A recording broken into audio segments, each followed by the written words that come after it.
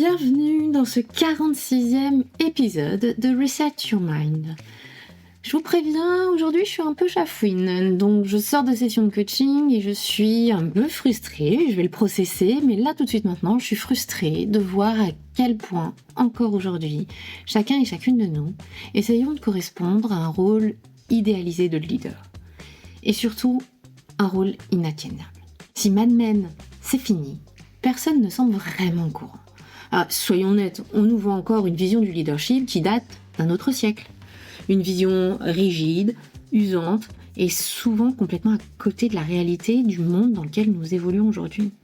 Mais surtout, ce qui me heurte le plus, c'est que cette vision est absolument plus conçue pour nos nouveaux modes de vie, pour nos nouvelles aspirations. Pour peu que vous soyez une femme, vous partez en plus d'encore plus loin. Pourtant, je vois encore des entrepreneurs, des leaders incroyables, compétents, stratégiques, se tordre dans tous les sens pour correspondre à un modèle qui ne leur convient pas et ne leur conviendra jamais en fait.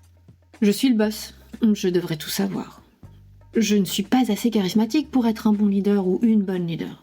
Bosser H24 et faire 70 heures par semaine, c'est normal, c'est le prix à payer. Si je doute, c'est que je ne suis pas assez compétente. Je n'ai pas le temps d'avoir une famille. Ça, ce sont des phrases que j'entends régulièrement, aussi bien dans mon passé de salarié que depuis que je suis coach et que j'accompagne des dirigeants ou des cadres dirigeants ou des managers en devenir. Sérieusement, mais qui a écrit ces règles ? Je vous vois vous épuiser à en faire toujours plus, à vous mettre une pression de dingue pour gérer tous les risques. Anticiper le moindre dérapage, la moindre possibilité, tout contrôler, jusqu'au mieux. L'épuisement, au pire, vous réveillez un matin en vous rendant compte que vous êtes totalement perdu en cours de route. Parce que vous avez toujours en vous ce blocage de « je ne suis pas assez ». Je ne suis pas assez sachante, compétente, à la hauteur, assertif, diplômée, charismatique. Alors aujourd'hui, allons pulvériser quelques fausses croyances, les plus gros mythes du leadership. Ces mythes qui nous enferment, ceux qui nous épuisent, ceux qui nous empêchent d'être vraiment qui nous sommes et d'être alignés. Car à partir de cet alignement, naîtra alors la performance. Si vous nous rejoignez pour la première fois, soyez le ou la bienvenue. Ici, nous parlons business, leadership et décisions stratégiques, mais sans chichi et sans blabla. Nous parlons de la vraie vie, des dilemmes, des coups durs, des moments où tout bascule. Parce que piloter sa vie, une carrière, une équipe ou un business, c'est souvent faire face à l'inattendu. Or, personne ne nous apprend vraiment comment gérer cela. Pas plus que de gérer nos pensées, prendre soin de nous, alors que nous sommes notre plus précieuse ressource. Ici, nous parlons décisions inconfortables, d'ambition assumée et du prix réel du succès. Comment oser, trancher, s'affirmer quand tout le monde attend autre chose de vous. Comment garder le cap quand le doute s'invite et que la charge mentale explose. Si vous cherchez des pistes concrètes, des réflexions qui bousculent et un vrai sparring partner pour avancer, vous êtes au bon endroit. Et si vous pensez qu'une personne autour de vous gagnerait à écouter cet épisode, partagez-le, c'est à plusieurs que l'on fait bouger les choses. Vous retrouverez aussi un commentaire de l'épisode ou nous rejoindre sur les réseaux sociaux. Respirez, installez-vous et attaquons. Parmi les mythes qui nous empêchent d'être vraiment qui nous sommes, alignés et performants, le premier que j'avais envie d'évoquer est celui qui ressemble à « pour être un bon ou une bonne leader, je dois être charismatique ». Sous-entendu, extraverti. Sous-entendu, à l'aise en public. Et partout où je passe, que tout le monde me remarque, tout le monde ne voit que moi. Eh bien non. Je vous invite à réécouter l'épisode 41 si ce n'est pas déjà fait, et croyez-moi, cette croyance est révolue. Elle a usé toutes ses cartes jusqu'à la trame. S'il est vrai qu'il y aura besoin de communiquer pour fédérer vos équipes, pour les embarquer dans votre vision ou des partenaires ou des clients, les bêtes de scène ne sont plus les seuls leaders inspirants. Si le travers d'écouter celui qui parle le plus fort est toujours assez prégnant, rassurez-vous, plus personne n'est dupe pour autant. Et puis, regardez un peu autour de vous. Parlons un peu de Steve Jobs. On ne peut pas vraiment dire que ce soit le showman par excellence. En revanche, il a su driver et s'adapter à plusieurs business, plusieurs équipes, plusieurs crises, sans être un extraverti pour autant. Si le charisme était une condition pour être un bon leader, on aurait tous un PowerPoint dans notre poche arrière, comment être inspirant en 3 étapes. Le charisme, ça peut aider, mais c'est du théâtre. Le vrai leadership, c'est la clarté et la cohérence. Je vous partage un exemple. J'accompagne une directrice financière brillante, hyper compétente, vraiment, mais convaincue qu'elle manque de présence, de charisme. Elle voulait apprendre à parler plus fort. Je ne l'ai pas fait travailler sur parler plus fort. On a travaillé sur autre chose, sur sa clarté, sa mission, ses intentions et le message. Comment est-ce qu'elle voulait porter le message et l'incarner avec toutes ses forces, toute sa capacité à déjà véhiculer ces éléments. Elle a arrêté de jouer un rôle. Et bizarrement, les gens ont commencé à l'écouter de manière bien plus attentive pour le vrai message qu'elle délivrait. Alors moi j'ai envie de vous dire que ce premier mythe, privilégiez plutôt votre impact que de parler à tort et à travers, à coups de grandes claques dans le dos. Ça marche plus vraiment. Le deuxième mythe que j'avais envie d'adresser aujourd'hui est celui qui se rapproche de « si je dis que je ne sais pas, ils vont penser que je ne suis pas à la hauteur ». Sous-entendu, et ils ont raison bien évidemment. Si je ne sais pas, je ne suis pas à ma place, je suis une fraude. Sous-entendu, je ne suis pas assez compétent. Faux. Quel leader répond du tac au tac sur tous les sujets, tout le temps? Les leaders qui répondent comme ça, du tac au tac, si vous creusez un petit peu, ce ne sont pas les plus compétents. Ce sont juste ceux qui sont plus rapides à bluffer. Le doute fait partie du process. Il aide à construire la réflexion, des réflexions plus abouties, plus structurées. S'autoriser à ne pas savoir et le dire autorise vos équipes à en faire de même. Et vous préférez quoi? Une équipe qui bluffe et ne sait pas, mais le cache? Ou vous préférez une équipe qui vous dit clairement lorsque ça plante, lorsqu'on arrive à un vrai problème, à une limite? Personnellement, en tant que leader, dans un cas, je vais droit dans le mur, sans pouvoir anticiper, chercher des alternatives et même potentiellement demander du renfort. Dans l'autre, au moins, je peux essayer d'agir et trouver des solutions et demander du renfort et demander des compétences, des expertises complémentaires pour éviter ce mur, justement. Autorisez-vous à dire « je ne sais pas encore ». Je vais prendre du recul. J'ai besoin d'y réfléchir avant de trancher. Voyons les options ensemble. J'ai besoin de votre avis dessus. Être un bon leader, ce n'est pas avoir toutes les réponses. C'est plutôt poser les bonnes questions. Le troisième mythe que j'avais envie d'aborder avec vous aujourd'hui, c'est celui de un leader doit être toujours disponible. C'est celui de un leader doit être toujours disponible pour ses équipes, pour son COMEX ou son board. Tout le monde, toujours, à disposition des autres. Parce que l'on a régulièrement ces petites pensées de si je ne réponds pas immédiatement, ils vont croire que je m'en fous. Je suis censée être là pour mon équipe H24. Si je ne réponds pas, ce sera une preuve que je ne suis pas à la bonne place. Si je ne suis pas là pour soutenir mon équipe, c'est une preuve que je ne suis pas compétent. Vraiment. Et vous commencez à travailler quand? Lorsque vous êtes dans cette démarche-là. Croyez-moi, je ne le sais que trop bien, je suis passée par là et pendant très très longtemps. Ma priorité a toujours été mes équipes. En tout cas, j'ai toujours essayé de faire passer leurs besoins, d'être présente, soutenante. Donc dès qu'ils avaient besoin de moi, eh bien, je m'arrangeais pour être disponible. Et je commençais à travailler sur mes sujets, au mieux, à 18h. Alors forcément, après une journée de meeting et de gestion d'urgence, je n'étais pas vraiment la plus fraîche ni la plus efficace. Je vous laisse imaginer à quoi cela pouvait ressembler et combien d'heures je restais au bureau pour faire ce que j'avais à faire. Ce n'est pas du leadership. Ce n'est pas vrai. C'est de l'addiction au travail. Si vous êtes disponible H24, vous apprenez aux autres à ne jamais réfléchir par eux-mêmes. Vous ne les aidez pas à se responsabiliser, à devenir autonomes. Et vous vous retrouvez avec une équipe en manque de proactivité. Je suis certaine que vous avez déjà écrit cela dans un entretien annuel de vos collabs. Et si vous cultiviez malgré vous ce manque de proactivité dans vos équipes, parce que c'est ça la conclusion de ce type de comportement, de ce mythe de vouloir être toujours là, toujours disponible.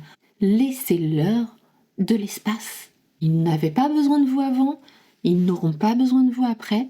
Ils savent aussi très bien gérer si vous leur laissez l'espace pour.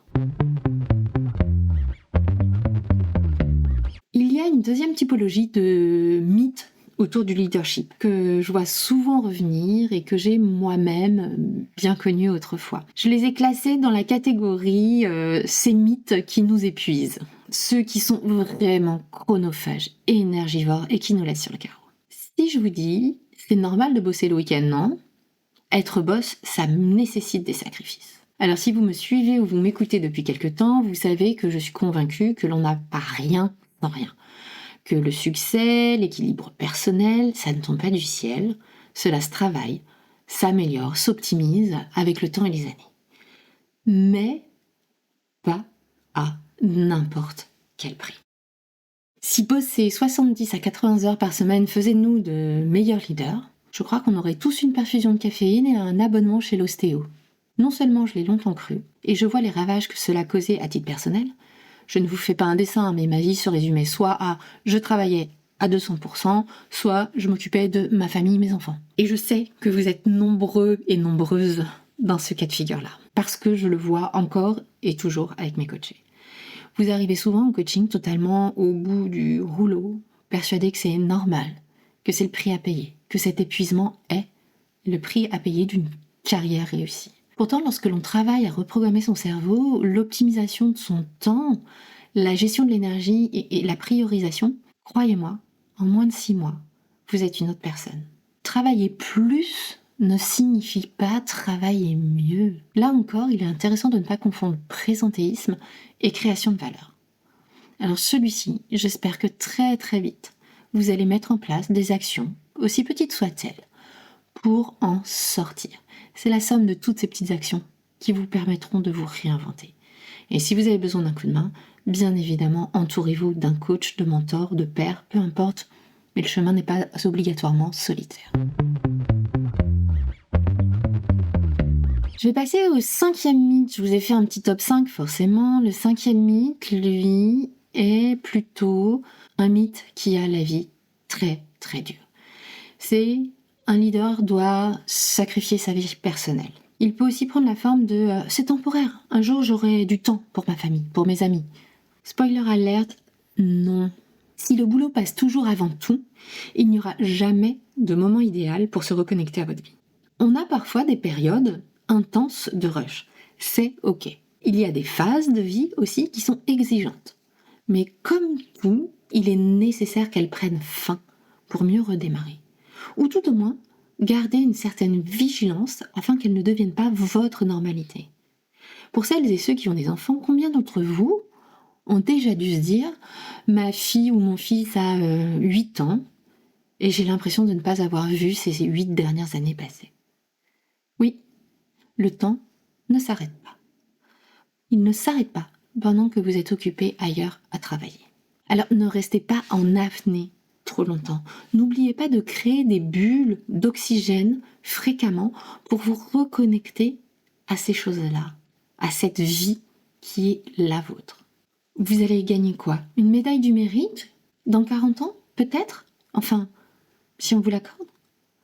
Ayez toujours en tête vos prios. Et fixez vos propres limites, car personne ne le fera pour vous.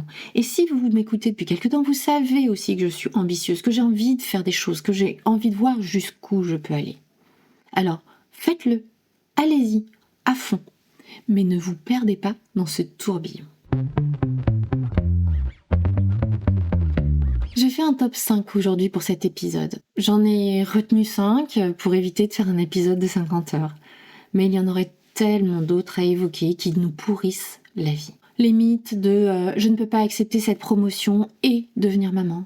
Je ne peux pas accepter ce nouveau job parce que cela voudrait dire que je ne verrai plus ma famille. Un leader doit avoir une vision ultra claire dès le départ. Et si vous doutez ou ajustez en cours de route, oh là là, mon Dieu, c'est une preuve que vous n'êtes pas un bon leader. Une leader doit gérer seule. Et si vous demandez de l'aide, c'est que vous n'êtes pas assez solide. Bullshit.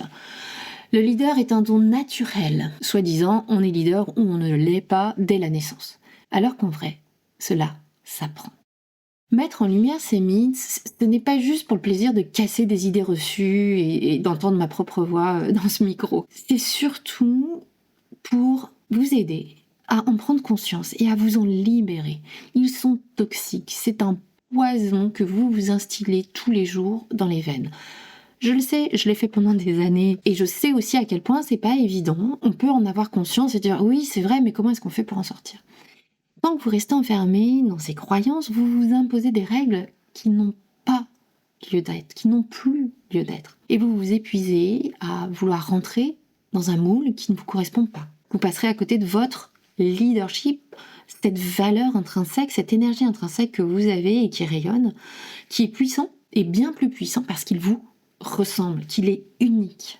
Vous prendrez aussi des décisions en fonction d'un cadre qui est dépassé, obsolète, au lieu d'essayer de construire votre propre manière de driver, plus adaptée à qui vous êtes, plus adaptée à votre milieu, à vos collaborateurs ou collaboratrices, et surtout adaptée à votre mission. Où est-ce que vous voulez aller ? Et ce que je veux que vous reteniez après cet épisode d'aujourd'hui, c'est que le leadership ne se mesure pas à la souffrance ou au sacrifice. Il ne se résume pas à un titre, une posture rigide ou une présence scénique. Être manager, leader, c'est avant tout créer de l'impact. Créer de l'impact qui est parfois difficile à palper parce que c'est l'impact que vous avez sur vos équipes, sur vos décisions, sur la vision que vous portez. Et c'est là où on parle de soft skills et où, si les KPI et les chiffres sont très importants, ce genre de choses sont toujours plus compliquées à chiffrer et quantifier. Pour cela, le meilleur conseil que j'ai ici, c'est soyez alignés et ayez ce mantra avec vous de « je suis assez ». Je suis assez compétente. Je suis assez capable, assez intelligente, assez légitime et assez intelligente pour continuer d'apprendre justement. Plus vous êtes clair sur ce que vous voulez porter ou non, plus votre leadership deviendra une évidence, une seconde nature. Plus vous cassez ces croyances obsolètes, plus vous gagnerez en confiance et en efficacité. Plus vous vous affranchissez des modèles passés, plus vous laissez place à un leadership authentique, puissant et durable. Et maintenant, c'est bien beau. Cette semaine, prenez un petit peu de temps pour identifier ce que vous aimeriez ne plus faire du tout et ce que vous aimeriez oser faire un peu plus. Quel est le mythe du leadership qui vous a freiné jusqu'ici ? Et si je décidais de le déconstruire, qu'est-ce que cela changerait dans mon quotidien ? Immédiatement, dans ma manière de travailler, de manager, de décider. Prenez un peu de temps, posez-vous ces questions et voyez ce qu'il en ressort. Parce que ce n'est pas le titre qui fait le manager, c'est la clarté, l'alignement et l'impact que vous générez. Alors partagez-moi en commentaire le mythe qui vous a le plus freiné ou vous freine peut-être encore. Et comment vous vous en sortez ? Qu'est-ce que vous testez ? Je serais curieuse d'avoir vos retours. Et si cet épisode résonnait en vous, partagez-le à quelqu'un qui en a besoin aussi. Parce que c'est en mettant ces sujets sur la table que l'on fait bouger les choses tous ensemble. À la semaine prochaine pour un nouvel épisode. Psst, j'ai besoin de vous. Si cet épisode vous a plu, pouvez-vous prendre 5 minutes pour le noter ou le commenter ? Grâce à vos avis, Reset Your Mind commence à être connu et j'ai très envie de voir jusqu'où nous pouvons aller ensemble. À très vite. Et n'oubliez pas, vous êtes assez.